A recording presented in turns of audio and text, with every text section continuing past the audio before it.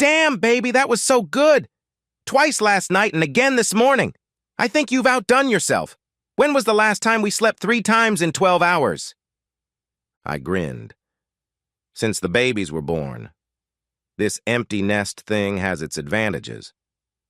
Amy snuggled up to me and I hugged my wife of 20 years. I still miss the girls, but it feels really good to be here with you. The last 22 years flashed through my mind. Dating, and finally marrying Amy. Then came the girls a year apart as we became a family. The girls went from dolls to bikes, then to soccer and boyfriends, then to driver's licenses and graduation. Suddenly, they were hundreds of miles away in college, and Amy and I were an empty family. I kissed the top of her head. Baby, the last 20 years have flown by like a blur. I want us to take advantage of this time and be a couple again like we were 2 decades ago. Amy giggled. Well, we're not newlyweds, but there are plenty of things we can do to keep the fire burning. I felt blissfully satisfied as I gently stroked her hand. I loved the feel of her soft skin, and she purred in appreciation. I think I was about to fall asleep when Amy lifted her head and kissed me on the lips. Tim, making love to you is one of my favorite joys in life, and I know you feel the same way. We're good together, and I never want that to change. I sleepily mumbled back, You make me very happy. I'm lucky to have you. She leaned over and kissed me again. What we have together is wonderful, and I want us to always be together. I want you to help me spoil our grandchildren when they come along and be there for me when we get old. Too sleepy to answer, I just nodded and pulled her against me. She kissed me lightly on the lips, and I felt her hand move lower. But before the grandchildren take over all of our lives, I want to have a new adventure. I want some more thrills before we become grandparents and sink into old age. Slowly, her words made their way into my consciousness and pulled me out of the dim fog of impending slumber.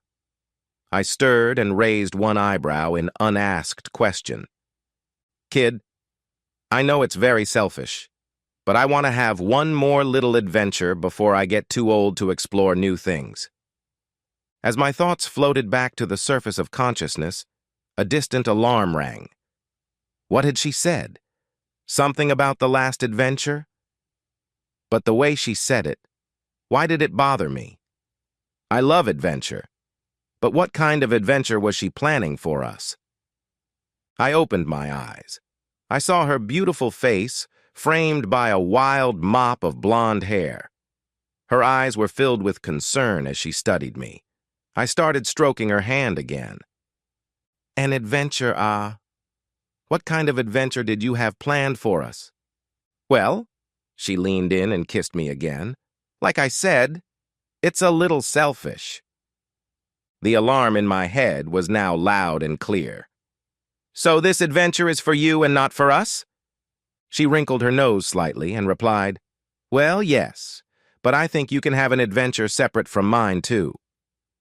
That fucking alarm clock, alerting me, was pumping my body with adrenaline. I braced myself against the headboard of the bed, forcing Amy to move away from me. Fully focused, I met my gaze with Amy's. Stop beating around the bush. Tell me what you mean by adventure. Amy pulled away slightly. It's okay. I didn't mean to upset you. I'm not upset yet. Okay. I told you that Dan from sales was bragging about the sailboat he and his brother Rob bought. Last month, Susan, my cubicle neighbor, went sailing with Dan and Rob for the weekend. She said it was great and that she wanted to go again. I said it was fun and she must have told Dan because he asked us both to go swimming next weekend. I stared at my wife. So some guy I've never met asked my wife to go away with him for the weekend. Oh, and with Labor Day on Monday, it's going to be a 3-day weekend. I said that's selfish. I have pictures of the boat if you want to see. She's very pretty, and Susan said she had a great time sailing around the lake. Amy, Susan is single and you are married. Don't you see the problem with that? I know, baby. She reached out to touch my face, and I jerked my head away. but it's just one weekend, just one last adventure. I jumped up from the bed. No way in hell, forget it! I will not let you play the naughty student and spend the weekend on a sailboat having fun with your coworker.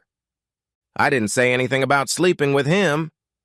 Come on, what the hell makes you think these guys would invite two girls to spend the weekend on their boat? Did Susan tell you what she did with them when she left? LOL. Amy looked down at the bed. Yes, she had sex with them, but that doesn't mean I should have. Oh, and her story about floating around lying on the deck and then sleeping with her brothers has nothing to do with you wanting to be there with her? Tim, it's just one weekend. You can spend this weekend however you want, and then we'll just put it behind us and forget about it. Ignoring the fact that you've already got an adventure planned, and I'll only have a few days to try and figure it out, I'm not interested in having a fucking adventure with anyone but you. You could ask me to rent a boat, and we could have our own adventure on the lake, but it's not about the boat, is it? The real adventure is spending the weekend in the company of two young studs. Babe, I'm sorry, I think I was just caught up in the excitement of Susan's story. It sounded like such a grand adventure, I'm sorry. I'll tell them I'm not going. Until 20 minutes ago, I was as happy as I've ever been in my life. When I held you in my arms, I was content, confident in our love and your commitment to our marriage. Now I know it was just a fantasy. I deluded myself into believing that you were as content, as devoted as I was, but I was wrong. No, it's not a fantasy. I really love you and always will.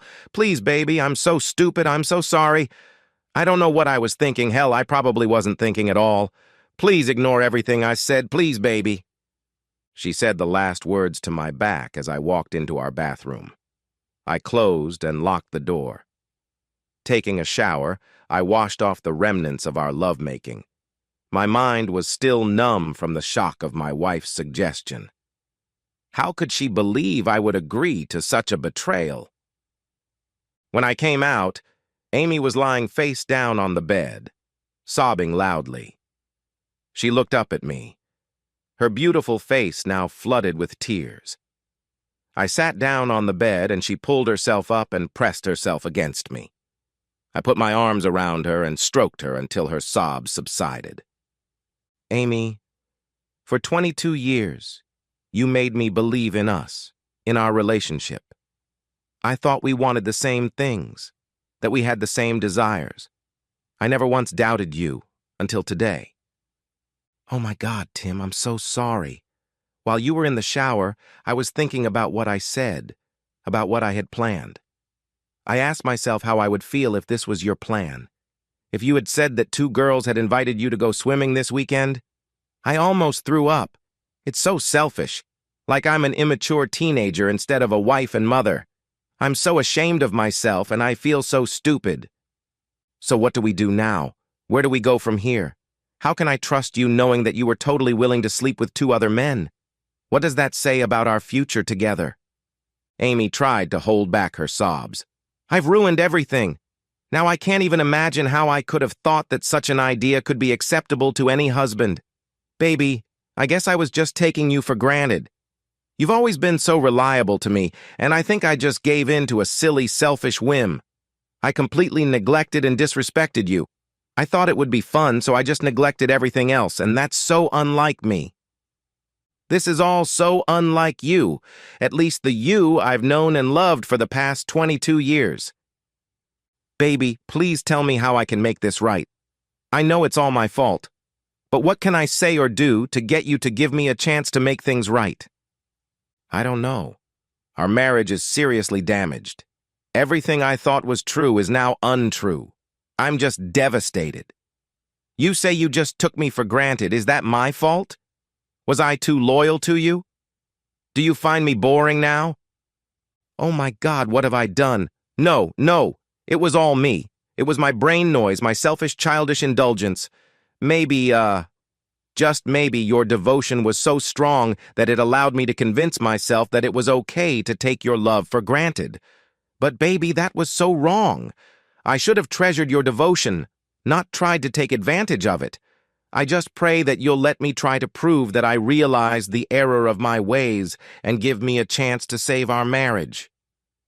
I don't know if her pleas convinced me or if I was just so desperate to believe that she was still the woman I'd loved for 22 years, but I nodded. Amy threw herself into my arms, sobbing and kissing me. "Call Susan and tell her to tell the boys you're not going.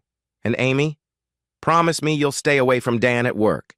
Either you or Susan or both of you let him know that it's okay to invite you to spend the weekend with him.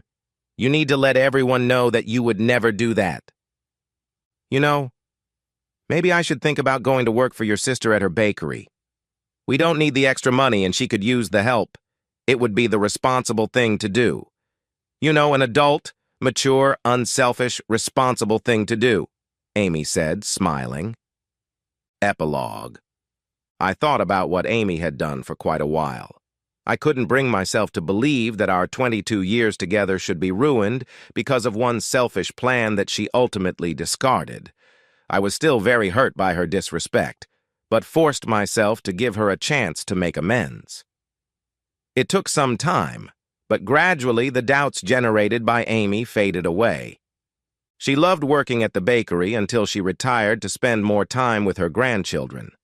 I still have a year or two to go before I join her in retirement. Once I retire, Amy says she's ready for a new adventure, with me and no one else.